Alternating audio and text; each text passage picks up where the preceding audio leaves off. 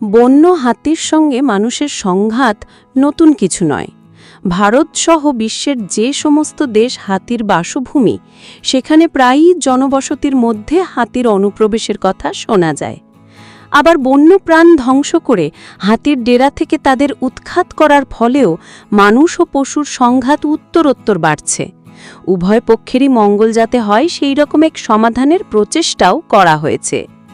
পরিবেশ ও বন্যপ্রাণের মধ্যে সামঞ্জস্য বিগড়ে গেলে তা সমস্যার কারণ হয়ে দাঁড়ায় সরকারের।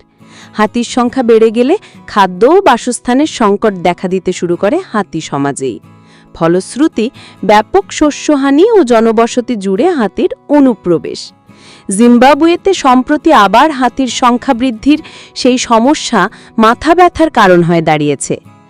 দক্ষিণ জিম্বাবুয়ের সেভ ভ্যালি কনজারভেন্সি নামের সংরক্ষিত বনাঞ্চলে হাতিদের সংখ্যা উল্লেখযোগ্যভাবে বৃদ্ধি পেয়েছে।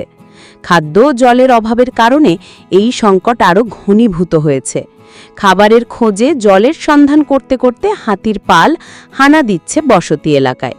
অতিরিক্ত হাতি বেড়ে যাওয়ায় তাদের আবাসস্থলের উপর চাপ সৃষ্টি হচ্ছে এবং মানুষ ও বন্যপ্রাণী সংঘাতের ঝুঁকিও বৃদ্ধি পাচ্ছে। এছাড়াও খরা পীড়িত দক্ষিণ আফ্রিকার দেশটিতে খাদ্য নিরাপত্তাহীনতা এবং মানুষ বন্যপ্রাণী সংঘাত নিয়ে ক্রমবর্ধমান উদ্বেগের কারণে এই সিদ্ধান্ত নেওয়া হয়েছে। সরকারের বন দপ্তর বিজ্ঞপ্তি প্রকাশ করে জানিয়েছে, সংরক্ষিত অঞ্চলটিতে কমপক্ষে 50টি হাতি হত্যার অনুমতি দেওয়া হয়েছে।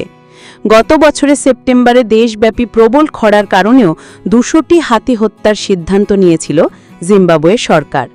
পরিবেশগত চাপ কমানোর জন্য হাতি নিধন একটি প্রয়োজনীয় পদক্ষেপ, এই মর্মে একটি বিবৃতি প্রকাশ করেছে Zimbabwe parks and wildlife management authority বা জিমপার্কস। তাদের দাবি, বর্তমানে এই সংরক্ষিত এলাকায় প্রায় 2550টি হাতি রয়েছে, অথচ এই সংরক্ষিত অঞ্চলটিতে 800টির বেশি হাতি রাখা সম্ভব নয়। হাতির সংখ্যা নিয়ন্ত্রণের জন্য সংরক্ষণাগারটি গত 5 বছরে ইতিমধ্যে 200টি হাতিকে দেশের অন্যান্য সংরক্ষিত অঞ্চলে স্থানান্তরিত করেছে। আবাসস্থলের ধারণ ক্ষমতার চেয়ে 3 গুণ বেশি হাতি রয়েছে বলে বন্যপ্রাণী সংরক্ষণ সংস্থার কর্তৃপক্ষ জানিয়েছেন। কিন্তু কর্তাদের দাবি, বাস্তুতন্ত্রের ভারসাম্য বজায় রাখার জন্য কেবল হাতিদের স্থানান্তরই যথেষ্ট নয়। দক্ষিণ আফ্রিকার এই দেশটিতে আনুমানিক 84,000 হাতি বাস করে। বন্যপ্রাণ সংরক্ষণের সঙ্গে যুক্ত কর্তা ও পরিবেশবিদেরা দীর্ঘদিন ধরে সতর্ক করে আসছেন যে দেশের সংরক্ষিত উদ্যান এবং সংরক্ষিত অঞ্চলগুলিতে কেবল 55,000 হাতির ভরণ পোষণ করা যাবে। সংখ্যা বৃদ্ধির সঙ্গে সঙ্গে হাতির খোরাক জোগাতে গিয়ে প্রভূত ক্ষতির মুখে পড়তে হচ্ছে খরাপীড়িত এই দেশটিকে। দেশটিতে খুবই কম বৃষ্টি হয়েছে গত বছর থেকে। ভয়াবহ খরার মুখে পড়েছেন দেশের জনগণ। খাদ্যের ভাণ্ডারেও টান পড়েছে। গত বছর থেকেই আফ্রিকার অন্যান্য প্রতিবেশী দেশের মতো খরার সঙ্গে লড়াই করে আসছে জিম্বাবুয়ের জনগণ। বৃষ্টির আকাল দেখা দেওয়ায় দেশ জুড়ে চাষবাসের অবস্থা সঙ্গীন, আর সেই কারণে দেশের মজুদ শস্যের ভাণ্ডারও প্রায় ফুরিয়ে যায়। 2024 সালের সেপ্টেম্বরে খাদ্য সংকট এতটাই প্রবল হয়ে দাঁড়িয়েছিল যে 200টি হাতি মেরে তাদের মাংস দিয়ে ক্ষুধা মেটানো হয়েছিল দেশবাসীর। একই সিদ্ধান্ত নেওয়া হয়েছে চলতি বছরেও। জনগণের একটা বড় অংশই যেখানে দুবেলা দুমুঠো খেতে পারছেন না, সেখানে হাতির খাবার জোগানো মুখের কথা নয়। তার উপর হাতির উপদ্রবের ফলে নষ্ট হচ্ছে সামান্য ফসলটুকুও। হাতির সংখ্যা কমাতে তাই তাদের মেরে ফেলার অনুমতি দিয়েছে সরকার। হাতি মেরে দেশবাসীর মুখে খাবার তুলে দেওয়ার সিদ্ধান্ত নিয়েছে জিম্বাবুয়ের সরকার। 50টি হাতি মেরে তাদের মাংস শুকিয়ে তা জনগণের হাতে তুলে দেবে বলে সরকার ঘোষণা করেছে। মরা হাতির দাঁতগুলি সংরক্ষণ করে সরকারি সম্পত্তি হিসাবে গণ্য করা হবে, যদিও বিশ্বব্যাপী হাতির দাঁতের কেনাবেচা নিষিদ্ধ করা হয়েছে। সংবাদ প্রতিবেদন অনুযায়ী শুধুমাত্র জিম্বাবুয়েতেই 5,200 কোটিরও বেশি টাকার হাতির দাঁত মজুদ রয়েছে। হাতির দাঁত বিক্রি করে জিম্বাবুয়ে সরকার বৈদেশিক মুদ্রার ভাণ্ডার ভরানোর জন্য আন্তর্জাতিক মহলে বহুদিন ধরে তদবির করে আসছে। হাতির দাঁতের ব্যবসা নিষিদ্ধ হওয়ায় সরকারিভাবে তার পেঁচার উপায় নেই।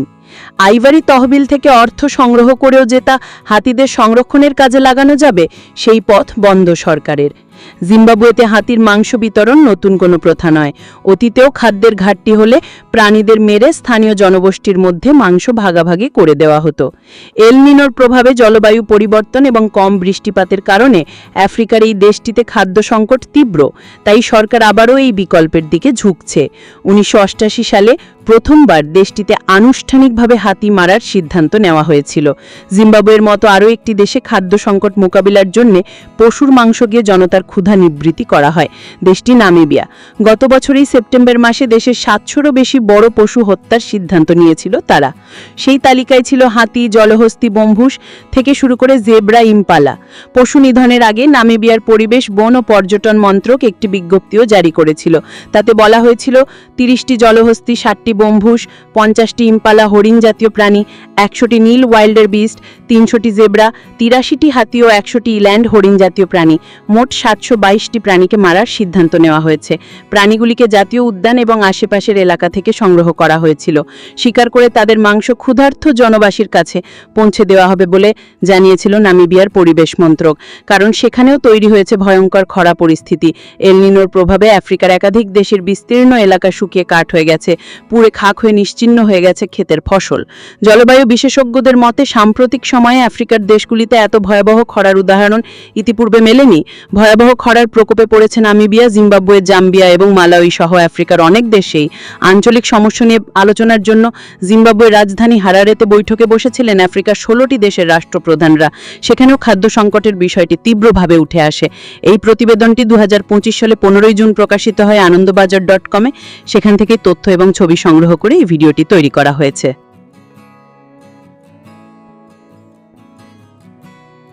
এই ভিডিওটি যদি আপনাদের ভালো লেগে থাকে তাহলে সাবস্ক্রাইব করুন স্বাধীন সাংবাদিক ইউটিউব চ্যানেলটি। লেটেস্ট কন্টেন্টের আপডেট পেতে ক্লিক করুন বেল আইকনে। ধন্যবাদ।